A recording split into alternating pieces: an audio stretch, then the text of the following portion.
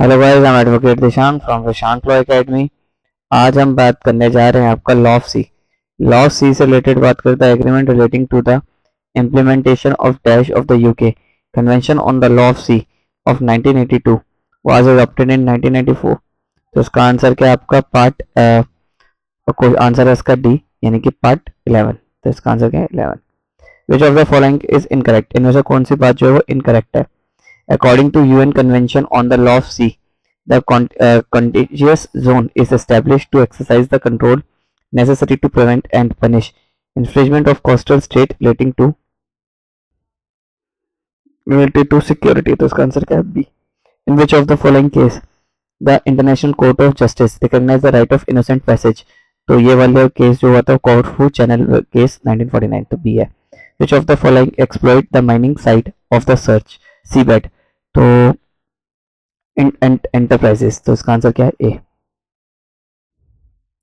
Which of the following statement is correct about equidistant special circumstances rule of Geneva Convention on the Contentious Shaft 1958? तो इससे related आपकी कौन सी बात, it not a customary law, ये क्या है आपका कस्टमरी लॉ नहीं है, तो इसका आंसर बी है। The outer limit of the continental shelf shall not exceed in any case beyond 350 nautical miles on 100 nautical miles and 2500 metre isobelt। तो इसका आंसर क्या है D.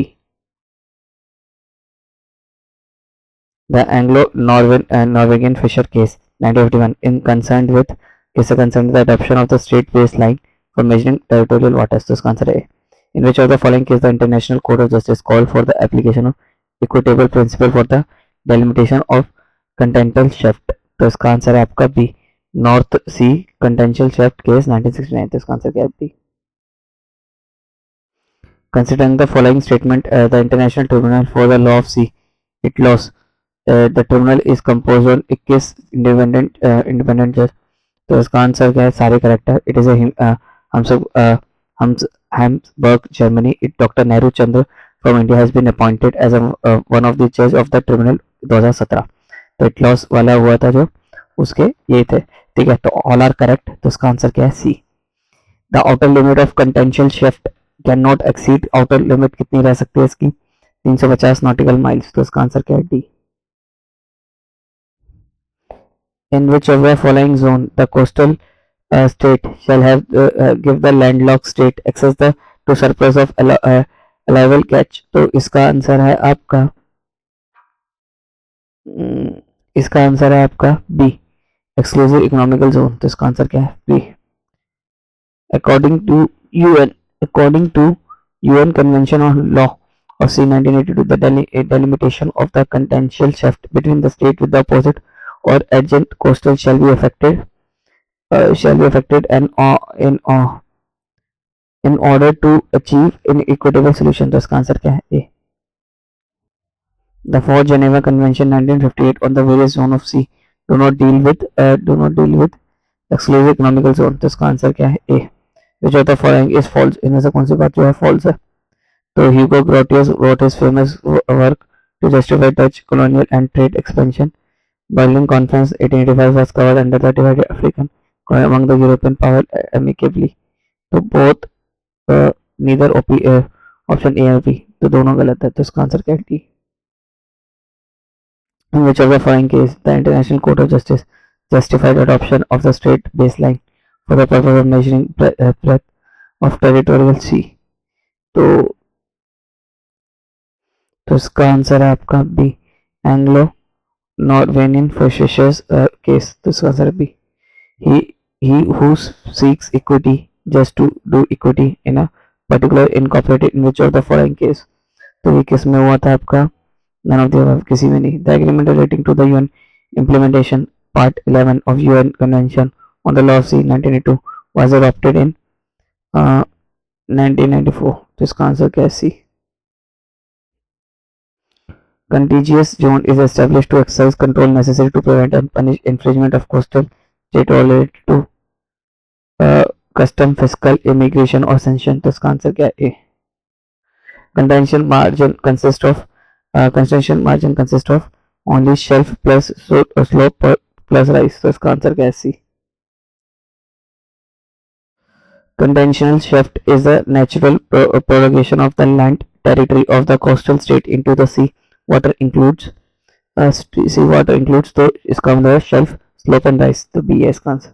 The first case decided by ICJ is कौन सा करा था इन्होंने? कॉर्फू channel case, जो पैसेंजर केस भी कहा जाता है. The dispute settled body established by UN Convention on Law or C 1982 is known as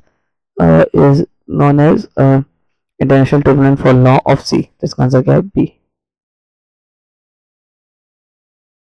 The right to exploit living organism belonging to a sanitary species can be exercised in contentional theft only. तो इसका answer क्या है? contentional theft only. तो D है इसका answer. Find out the incorrect match following. Incorrect ढूंढना है. तो Island of Palms case Netherlands versus Spain. तो इसका आंसर क्या है? B. Incorrect. ठीक है. Which one of the following zone was not specially deal with the under 4 Geneva Convention of Law of Sea 1958? तो इसका आंसर है आपका Exclusive Economical Zone.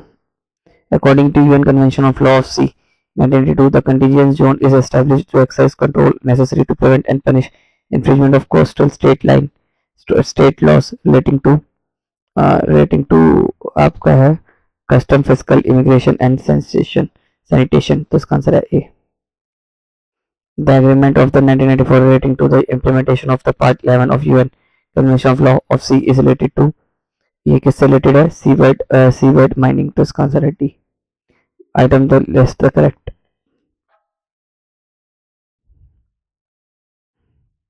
अब इसका जो आंसर है वो आपका है, इसका आंसर है आपका C. ठीक है, देख लेना एक बार, ये इंपॉर्टेंट है कि इसमें करेक्ट द मैच करना है. तो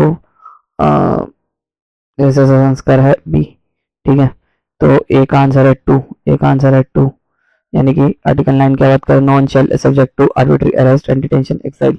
ठीक है, आर्टिकल और फिर है बी आर्टिकल 13 क्या बात करता है? आर्टिकल 13 बात करता है आपका 3 की, everyone has right to freedom of movement.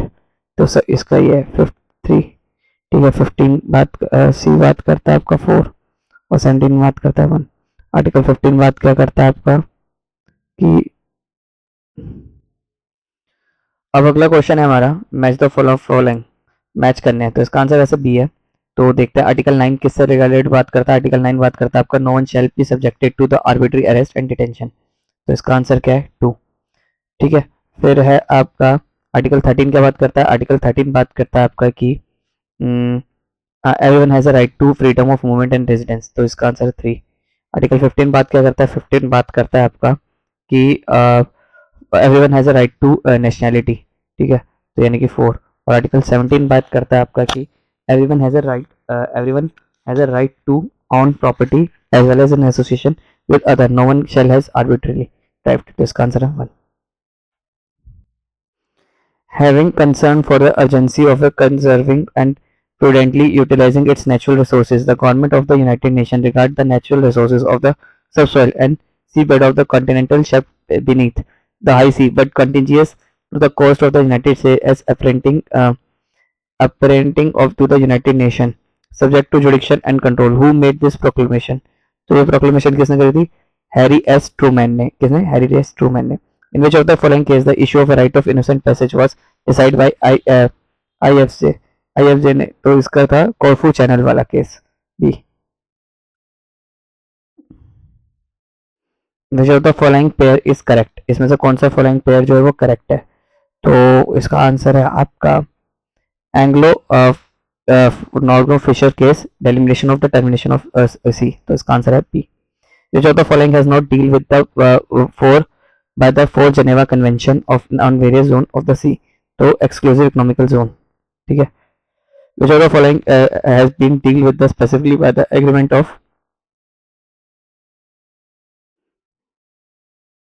1994 relating to implementation of the Article 11 of UN Convention of Law of Sea.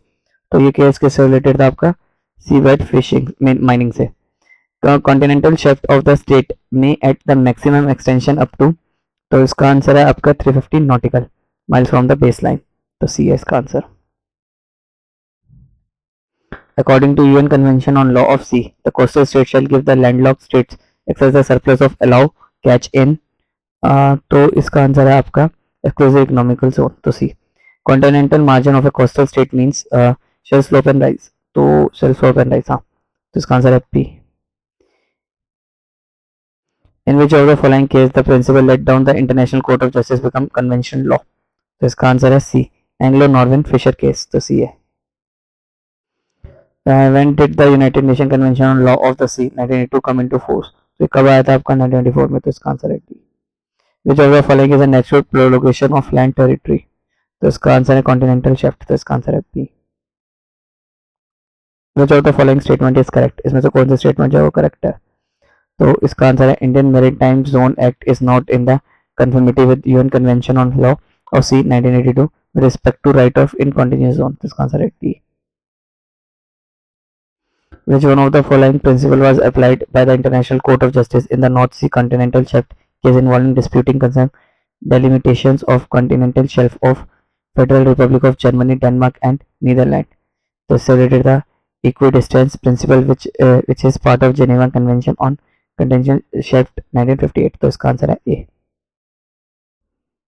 In which of the following case did the International Court of Justice upheld the legitimacy baseline method for delimiting territory sea is certain coastal water, तो ये वाला इससे related case था आपका fishers case, तो इसका answer है T. अगला है the subject of international law. Subject of international law क्या है? कंसिडर द फॉलोइंग स्टेटमेंट, इसे हमें फॉलोइंग स्टेटमेंट को कंसिडर करना है और आंसर करना है, तो इसका आंसर है 1 and 3। State international law is that a body of law which state feel themselves bound to observe and include the rule of law relating to international institution and their relation with the state individual, and also certain rules of law relating to individuals and non-state entities according to तो इसका answer है 1 and 3। State and individual are the subject of international law. International institution and non-state entities are also the subject of international law, तो 1 and 3, तो answer है D. In the case of reparation for injuries suffered in the service of United Nations, the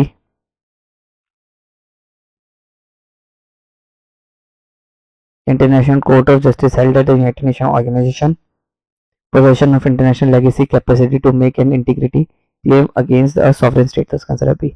Some efforts have been made to transform the status of individual from the object to subject of international law. The first effort towards this made after the Second World War, thus consider D. The subject of international law are क्या है?